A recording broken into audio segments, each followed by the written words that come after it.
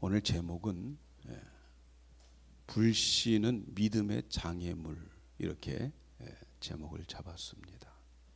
요즘 믿음에 대해서 말씀을 드리고 있지요.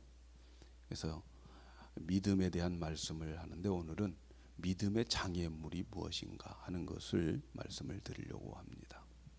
영국의 어느 조용한 마을에 교회가 있었습니다. 근데 그 교회 옆에 바로 옆에 술집이 생겼어요.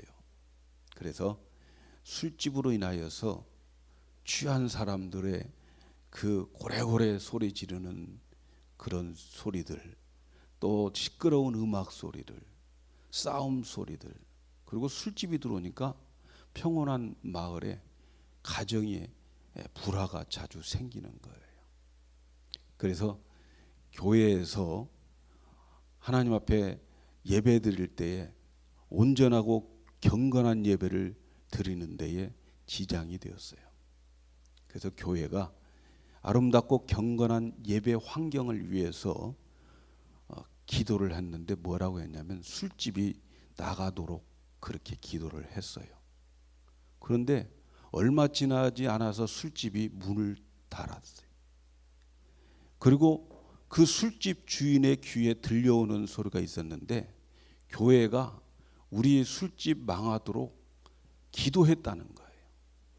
그래서 이 술집 주인이 이 화가 머리끝까지 나가지고 교회를 대상으로 해서 손해배상 청구를 했다는 거죠. 그래서 이제 재판정에 나와서 재판을 하게 됩니다. 술집 주인이 강하게 주장하는 거예요. 저 교회가 기도했기 때문에 우리 술집이 망했노라고 그렇게 강하게 주장하는 거예요. 그런데 교회 대표는 와서 변명을 하고 변호하기를 뭐라고 말하냐면 우리 교회가 기도했던 것만은 사실인데 그렇다고 교회가 기도했다고 저 술집 망하지 않는다, 이렇게 변호를 한 거예요. 그리고 난 다음에 판사가 판결을 내리는데 교회가 승리했습니다. 교회가 이겼고 술집 주인은 패소했어요. 그리고 그 판결문에, 이 판사의 판결문에 이렇게 나와 있어요. 술집 주인은 믿음이 있음, 그리고 교회 대표는 믿음이 없음. 하나님께서 믿음 없는 저 교회의 기도를 들어줄 리가 없음, 이랬다는 거예요. 하나님을 가까이 믿는다고 하는 교회들이 술집 주인보다도 믿음이 더 없다는 거예요. 오늘 우리가 읽은 본문에 보면 예수님을 가까이 알고 있는 사람들이 나옵니다. 여기에는 예수님이 자라온 고향이에요. 30년 동안, 거의 30년 동안 예수님의 그 고향에서 예수님을 보면서 살아왔던 사람들입니다. 예수님의 고향 나사렛에서 이제 예수님이 안식일을 지키고 그들에게 말씀을 전하는데 여기에 있는 사람들은 정말 예수님을 잘 아는 사람들, 누구보다도 예수님을 가깝게 보았던 사람들이에요. 그런데 오늘 말씀에 보면 바로 그 사람들이 예수님을 배척하고 믿음이 없었다, 그렇게 말씀하고 있습니다. 오늘 말씀 58절에 보니까 저희의 믿지 않음을 인하여 거기서 많은 능력을 행치 아니하셨다. 예수님과 가까이 있었던 고향 사람들이 저들이 믿지 않음, 아피스티아, 이것은 불신이라는 말이에요. 불신으로 인해서 예수님께서 그들에게 능력을 많이 행하지 아니하셨다, 그렇게 말씀하고 있습니다. 그들의 불신이 예수님의 능력을 나타남에 있어서 장애가 됐다는 거예요. 그래서 여러분, 믿음의 장애는 불신입니다. 불신은 믿음을 갖지 못하게 하고, 그래서 믿음의 능력이 나타나지 않게 만드는 거예요. 예수님이 가까이 계시고 예수님의 능력이 끝이 없어도 불신하면 예수님의 능력은 행하지 않습니다. 인간이 불신하다고 해서 예수님의 능력이 제한된다고 하는 것이 아니고, 예수님이 그런 불신자들에게는 행하고 싶지 않으신다는 거죠. 그래서 우리에게 믿음이 안 생기는 이유는 다른 데 있는 게 아니고 불신이라고 하는 장애물입니다.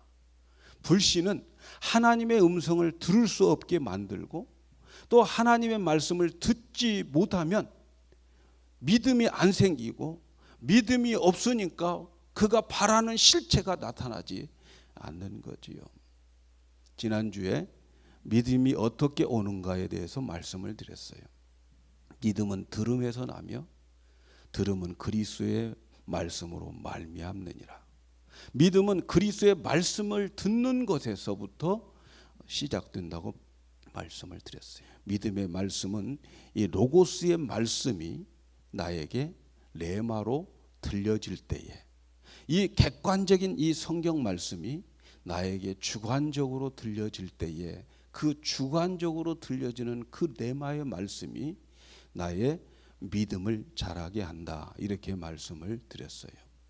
여러분, 우리가 살고 있는 이 세상에는 지금 수많은 전파가 왔다 갔다 돌아다니고 있습니다. 그런데 그 모든 전파 소리를 우리는 다 들을 수가 없어요. 이 전파를 들으려면 수신기가 있어야 돼요.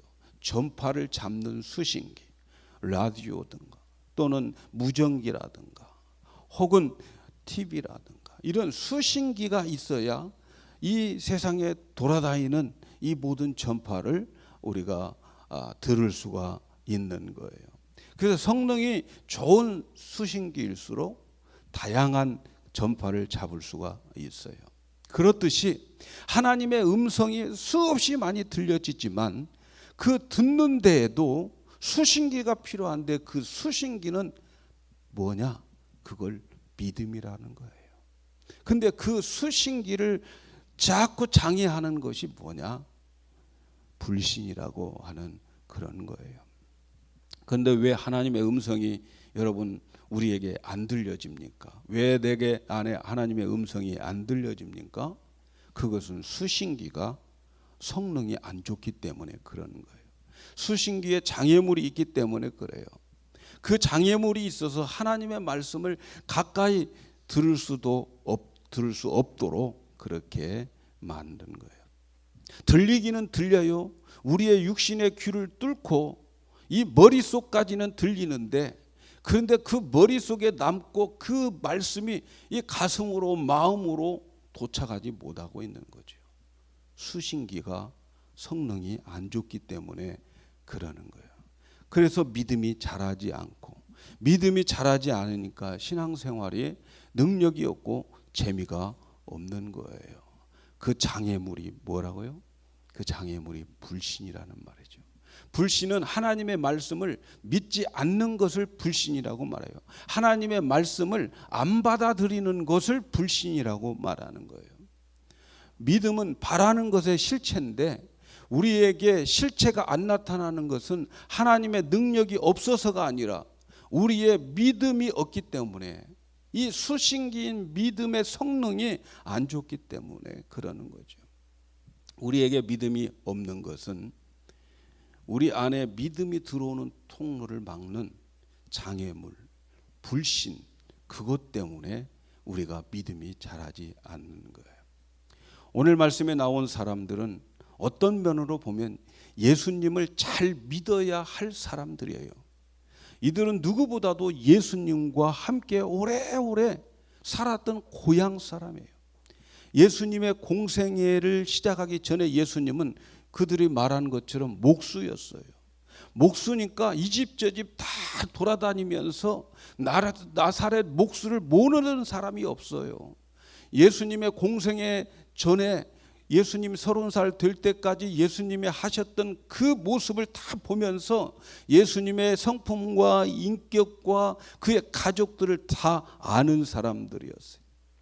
이렇게 예수님을 잘 아는 사람들이기 때문에 누구보다도 예수를 잘 믿을 것으로 기대하고 있단 말이죠. 그런데 오늘 본문에 보면 그들은 말씀을 전할 때에 그들이 막 감탄을 합니다. 감동했어요. 그러면서 오늘 말씀이 뭐라고 말합니까? 마태복음 13장 54절에 고향으로 돌아가사 저희 회당에서 가르치시니 저희가 놀라가로되 이 사람의 이 지혜와 이런 능력이 어디서 났느냐. 예수님이 갑자기 30살 되고 난 다음부터 예수님이 다른 동네에 가서 뭐 기적을 행했다는 소식도 듣고 막 소문이 고향으로 오는 거예요. 그런데 마침 이 예수님 고향 사람들이 보기를 원해서 와서 안식일 날 말씀을 전하는 걸 보니까 지혜와 능력에 감탄을 했다는 거예요. 그렇게 감탄을 했던 이 사람들, 그렇게 예수님을 잘 알았던 사람들, 그런데 그 사람들이 예수님의 말씀을 직접 듣고 감탄하고 그랬음에도 불구하고 예수님을 불신했다는 거죠. 예수님을 배척했다는 거예요. 만일 그들이 예수님의 말씀을 받았다면 아마도 나사렛은 예루살렘보다도 더 위대한 곳이 되었을 것입니다. 그런데 그들은 고향 사람인 그 예수를 받아들이지 않았어요. 불행하게도 예수님과 가까이 살았던 사람들은 예수님을 배척했어요. 그리고 예수님을 받아들이지 않았어요. 그래서 예수님은 그들에게 더 이상 능력을 행하지 않았어요. 여기서 우리가 생각해 보아야 될 것이 있어요. 하나님은 오늘 이 말씀을 왜 성경에 기록해서 오고 오는 세대들에게 이 말씀을 전하게 하실까라는 거죠. 아니 예수님 혼자 그 고향에서 배척당하고 안 받아주셨으면 됐지 왜 이 말씀이 오늘 우리에게까지 들려져야 하느냐 말이죠. 그것은 오늘 예배당에 나와서 하나님께 예배하는 자들이 이러한 고향 사람, 이런 가족과 같은 사람이 있다는 거예요. 예배당에 나온 불신자들이 있다는 거예요. 그들은 예배당에 나와 있지만 세상에 믿지 않는 사람들과 같은 불신자들과 다를 바가 없는 그런 사람으로 예배당에 나와 있다는 거예요. 누구를 말할까요? 바로 고향 사람 그리고 가족입니다. 그래서 오늘 말씀에 보면 예수님은 선지자가 자기 고향과 자기 집 외에서는 존경을 받지 않음이 없느니라. 이 말은 반대로 이해를 하셔야 돼요. 선지자는 고향과 자기 가족에게는 대접 못 받는다. 더 노골적으로 말하면 선지자의 문제아들은 고향 사람이고 자기 집에 있는 사람이라는 거예요. 여러분 좀 귀담아 들을 필요가 있지 않아요? 고향 사람, 선지자 가족이 문제다. 이게 귀담아 들어야 돼요. 여러분, 교회가 고향인처럼 느껴지는 사람들이 있습니다. 교회가 고향처럼. 그들은 오래오래 종교 생활을 한 자들입니다. 어린 시절부터 교회 다녔고 예배에 출석했고 함께 찬양도 부르고 함께 교회를 위해서 봉사도 하고 뭣도 모르고 어렸을 때 따라다니면서 전도도 다녔던 그런 사람들. 성경에 하나님의 말씀이라고 하는 확신도 있어요. 예수님은 우리의 구주라고 하는 것에 대해서 의심할 여지도 없어요. 예수님이 구원자이심을 믿을까 말까 고민한 적도 없어요. 이렇게 기독교가, 교회의 문화가 자기에게 고향처럼 느껴지는 사람들이 있습니다. 어떻게 생각하면 이런 자들에게 말씀 전하기에 참 좋은 환경이라고 기대되어지기도 합니다. 그들은 말씀을 전할 때 감탄하기도 해요. 야, 어떻게 저렇게 말씀을 잘 전하느냐 감탄합니다. 은혜 받았다고 말하기도 합니다. 말씀을 잘 전하느냐 말씀 못 전하느냐 구별할 능력도 그들에게는 충분히 있어요. 어디 가서 교회의 기초 교리를 가르칠 만한 능력도 있고 토론할 만한 능력도 다 구비한 사람들입니다. 그러나 오늘 말씀에 애석하게도 안타깝게도 그들에게 믿음이 없는 자라고 판명되어지고 있다는 거예요. 왜냐하면 쉽게 들은 말씀들, 들려지는 말씀에 대해서 자기 결단을 못 내리는 사람들이에요. 말씀을 선택하지 않는 사람들이에요. 감탄하고 그리고 은혜를 받았지만 그런데 그 말씀이 내 마음속 깊은 곳에 심겨지지 않아요. 은혜 받는 것으로 끝나요. 감탄하는 것으로 끝나버려요.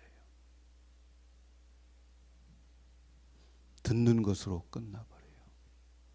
말씀이 그들의 마음에 담지 못하고 살아갑니다. 바로 성경은 이러한 자들을 믿지 않는 자, 불신자라는 거예요.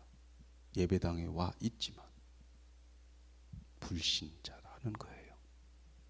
그들은 아주 오랫동안 복음을 들었고 복음으로 마음이 굳어져 버렸어요. 그래서 다 알고 있고 다 들은 말씀이라고 하는 선입견을 가지고 하나님 앞에 나와 말씀을 듣는 거예요.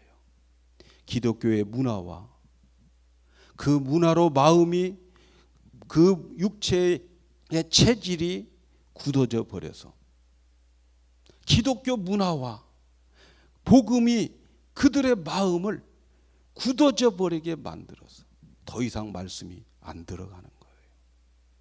그래서 진짜 믿음이 있어야 할 것 같은데 그런 사람들의 삶에서 보면 믿음으로 말씀으로 살지 못해요. 믿음이 있을 것 같은데 어려운 일이 있고 힘든 일이 있으면 하나님 찾지 않고 다른 것을 찾아요. 여러분, 다른 사람의 이야기가 아니라 바로 이 정 목사의 이야기입니다. 말씀 가까이 있고 뭐 다 있는 것 같은데 어려운 거 있으면 하나님 찾지 않을 때가 너무나도 많아요. 주님 그 고향에 살고 있는 나사렛 사람이 바로 나구나, 그걸 느낄 때가 너무 많습니다. 어떤 한 여행자가 그랜드 캐년에 관광을 갔다가 높은 곳에 올라갔다가 발을 잘못 디뎌 가지고 미끄러지는 바람에 벼랑으로 떨어졌어요. 근데 그 떨어지는 순간 다행히도 가까스로 어떤 작은 나무 가지 하나를 붙잡고 매달렸어요. 얼마나 겁에 질렸겠습니까? 거기서 그는 소리를 지르는 거예요. 그 위에 누구 없어? 이렇게 날 좀 구해주세요 소리를 질러요. 그런데 어떤 음성이 들려왔어요. 내가 여기 있다. 네가 믿는 하나님 말이다. 하나님께서 바로 그 위에 있다는 거예요.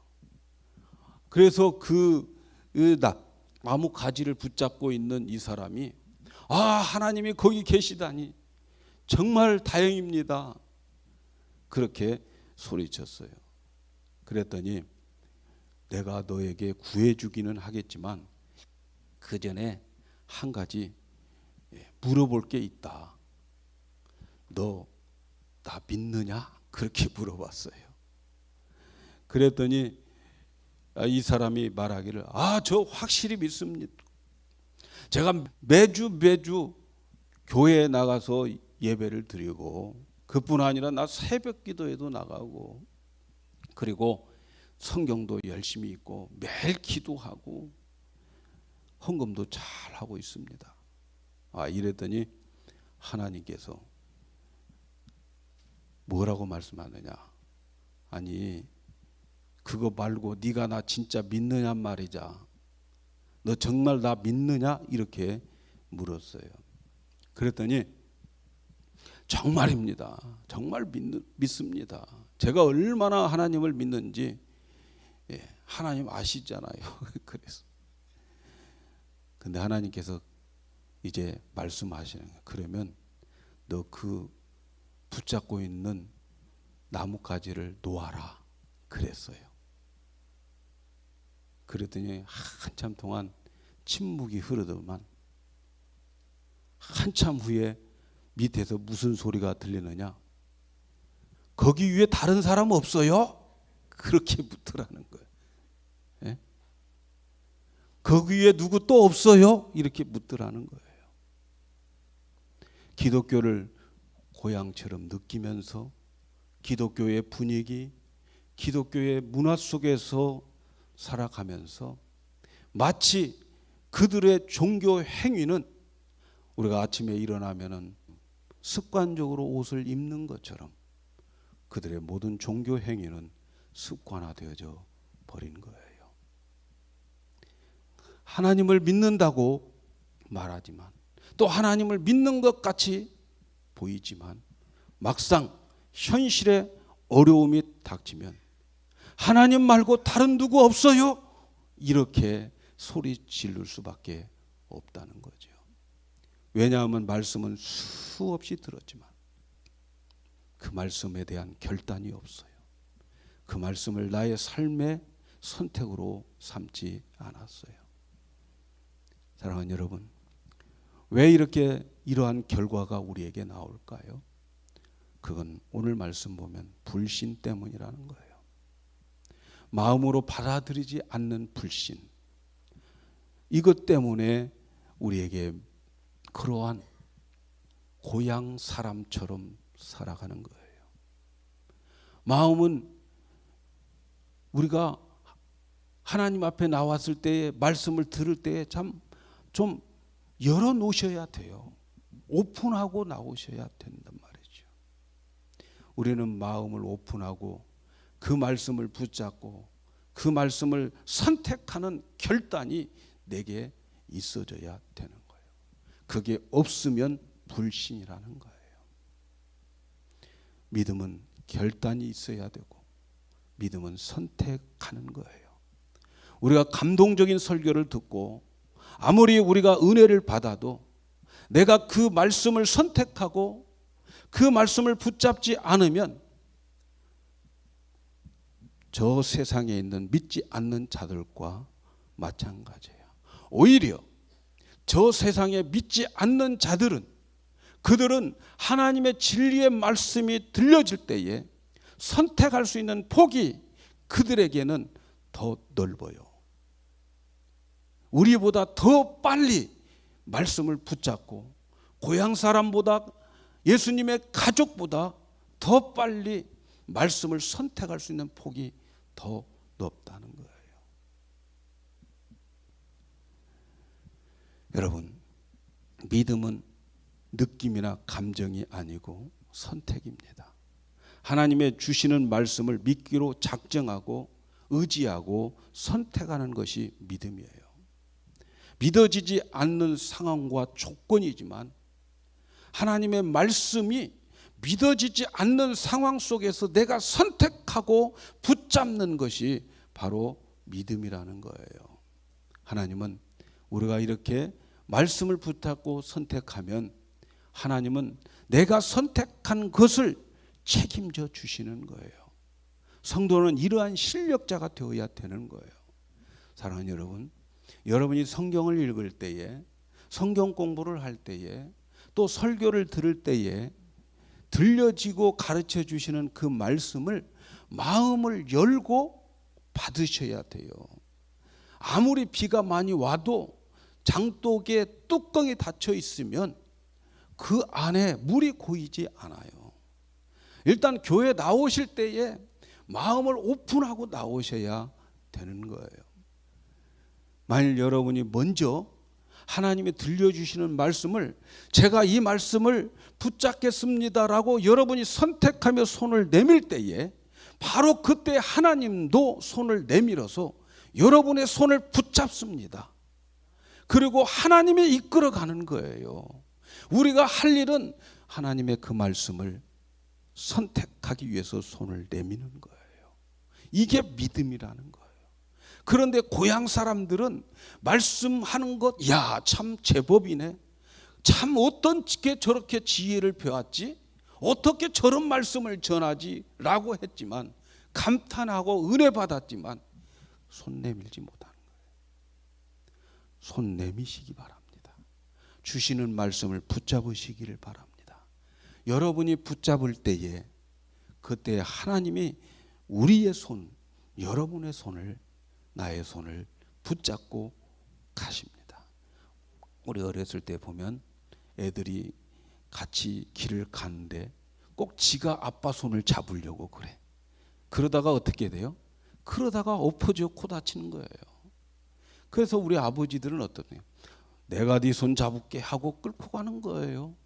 여러분, 믿음은 그런 거예요. 우리가 하나님의 말씀이 들려질 때 그 말씀을 내가 손을 펴서 그것 내가 선택하겠습니다, 내가 붙잡겠습니다 라고 할 때에 하나님이 붙잡아 주시고 하나님이 내가 선택한 그것을 하나님이 책임져 주시게 되는 거예요. 그래서 믿음의 역사가 나타나는 겁니다. 마태복음 5장에 보면은 회당장 야이로의 딸이 죽게 되었어요. 그래서 예수님께 찾아와서 내 딸 좀 낫게 해달라고 부탁을 합니다. 예수님은 그 회당장 집으로 가는데 1시가 바빠요. 1분 1초가 급합니다. 그런데 가는 도중에 어디서 끼어드는 여자가 있었어. 12해 동안 혈우병을 앓고 있는 이 여자가 예수님 옷자락만 만지면 나을 것이다 이래가지고 옷자락 만져서 그 혈루병은 낫고 이러면서 시간이 지체되는 거예요. 그래서 속에서 부글부글 끓지만 어떻게 해? 그래서 가려고 하는데 가다가 보니까 회당장 집에서 어떻게 합니까? 회당장 집에서 사람이 왔어요. 당신 딸 죽었으니까 예수님 더 귀찮게 하지 말라는 거예요. 그 말을 듣고 예수님께서 그 회당장에게 말합니다. 두려워 말고 믿기만 하라. 이렇게 말합니다. 여러분, 그 딸이 죽었어요. 지체되는 바람에 죽었어요. 그 딸이 죽었을 때에 예수님께서 야, 두려워 말고 믿기만 해라. 여러분 같으면 어떤 심정이겠어요? 딸이 죽었다는데 나보고 믿으란 말이야? 아니, 살았을 때에 숨이 넘어가기 전에 이야기지. 이미 죽었는데 두려워하지 말라. 왜 두려움이 없겠어요? 이미 죽었다고 소식이 왔는데. 근데 두렵다고 믿기만 하라. 아마도 우리 같으면 여기에 지금 이게 말이 됩니까? 이렇게 따졌을 거예요. 아니면 점잖으신 분 같으면 주님 감사합니다. 여기까지 와 주신 것만 해도 제가 만족하겠습니다. 이제 더 이상 귀찮게 않겠습니다. 돌아가시죠. 그랬을 것 같아요. 지금 그의 생각과 감정과 환경은 도저히 믿을 수 없는 환경이에요. 그런데 이 회당장을 보세요. 그 회당장은 두려워 말고 믿기만 하라. 그 말씀을 선택합니다. 그 말씀을 붙잡습니다.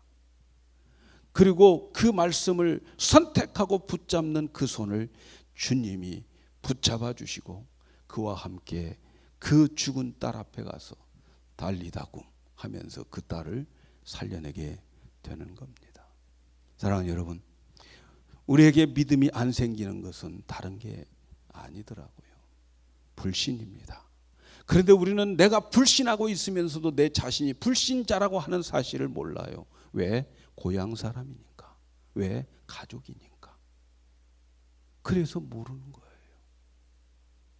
내가 엄연히 주님이 말씀이 나에게 매주 성경을 펼 때마다 나에게 들려주는데 나는 고향 사람이기 때문에, 가족이기 때문에 그 말씀이 내게 선택이 안 된단 말이죠. 그러나 여러분, 우리가 선택을 해야 됩니다. 붙잡아야 됩니다. 선택하지 않는 것이, 붙잡지 않는 것이 불신입니다.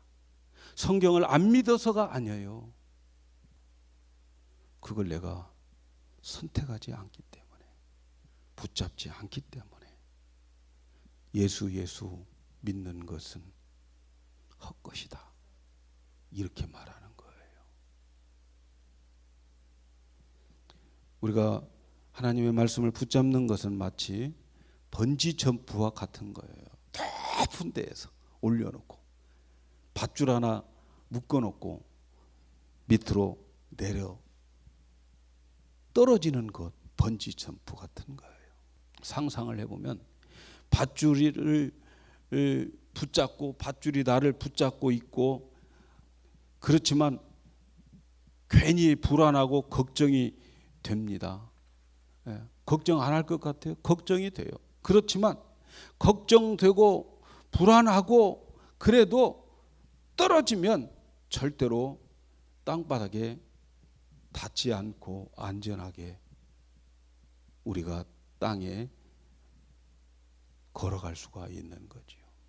여러분, 기분이 좋든지 나쁘든지 두렵든지 그 번지점프의 밧줄이 나를 묶고 있고, 그래서 그 번지점프의 밧줄을 의지하면서 내가 떨어졌는데 땅에 박살나지 않고 땅에 닿기 전에 내 모습이 땅으로 걸어가는 것을 보게 되는 거죠. 그래서 여러분, 우리의 신앙생활 하는 데는 바로 이 번지점프와 같은 거예요. 우리를 붙잡아 주는 것, 그 붙잡아 주고 그 줄을 내가 잡고 있지만 아직도 불안하고, 또 아직도 그 환경이 이 내게 있어서 두려움을 주지만, 그러나 결국은 내가 떨어질 때의 그 번지점프 밧줄이 나를 붙잡아 줘요. 그 밧줄이 무엇입니까? 그 밧줄이 하나님의 말씀인 거죠. 그 말씀이 우리를 붙잡아 주십니다. 내가 그 말씀을 선택하면, 내가 그 말씀을 붙잡으면 주님의 강한 손으로 내 손을 잡아주시고, 그리고 그 강한 손으로 나를 이끌어서 주님은 믿음의 실체가 나타나게 만드는 거예요. 사랑하는 여러분, 여러분 이제 교회 오실 때마다 그래서 마음의 문을 열으세요.